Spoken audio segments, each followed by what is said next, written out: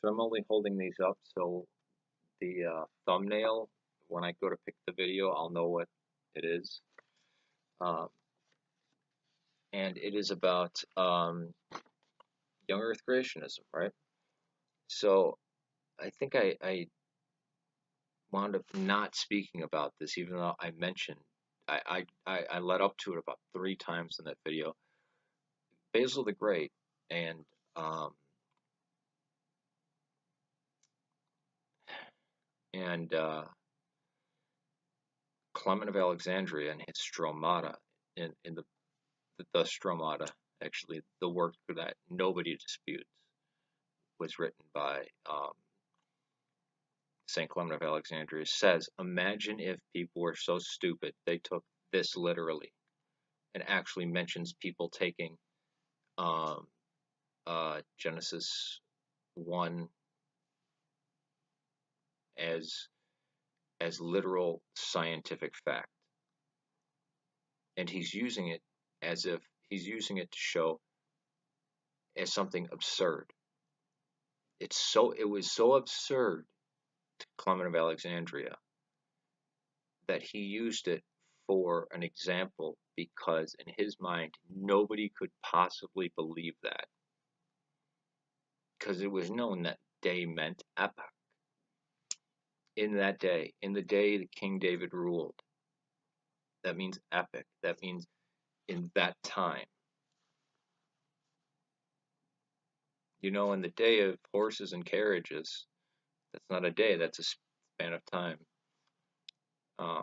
In the day back in the day of knights in shining armor, it's a period of time.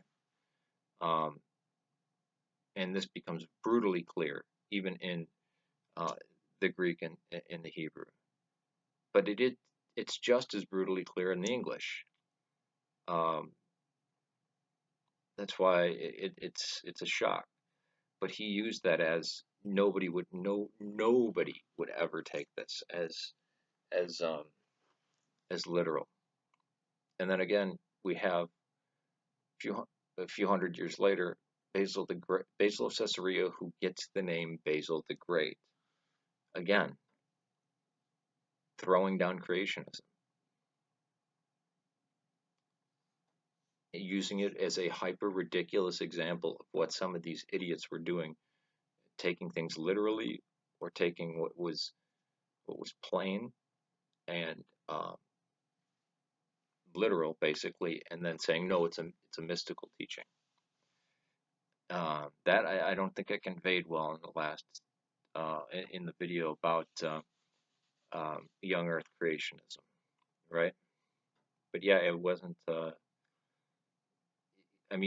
When you get a church father, two of the greatest church fathers that have ever existed, very early on, might I add. I mean, Clement of Alexandria was one of the earliest Christian writers to write at the length that he did. It was very compassionate. I mean, the Stromata, I implore everybody to read the Stromata. But when both him and Basil the Great, and nobody argued with him. We don't see any other church fathers, because the church father would bicker, oh, well, he's right about this, but he's wrong about that. Nobody once batted an eyelash saying, you know what, no, Clement of Alexandria, he was wrong about that. Or Basil the Great, he was wrong about that. Even though we know some church fathers, oh yeah, they were wrong about that, they were right about everything else. That's usually how it is. Usually every church father has one thing where it's like, look at Irenaeus and his view of the apocalypse. No, he's still a saint, but he was wrong about that. But yeah, so yeah. By the way, oh yeah, trying to do an icon of Simon the Zealot and an icon of Saint Petronella, an obscure saint. It looks like the eyes are funky just because of the way the paint is, but I assure you it's going to look better. And I'm just doing it on paper because they're easier.